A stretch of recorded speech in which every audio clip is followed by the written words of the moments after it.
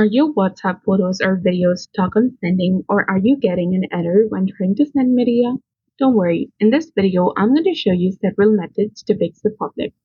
First, you need to check your internet connection.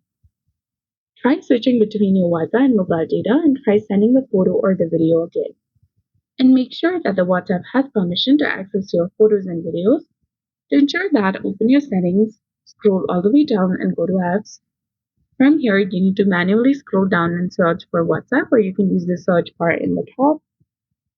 Type in WhatsApp, click on it, then go to permission, and here allow the required photo and video permission.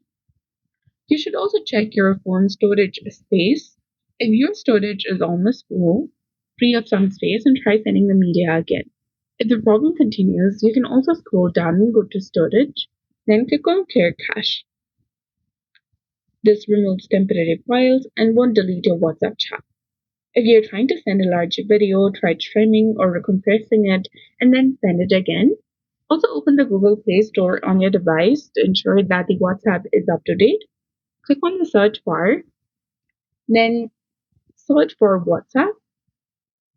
And if there is any update available, which looks something like this, highlighted in blue color instead of open, click on it to update it to its latest and newest version available.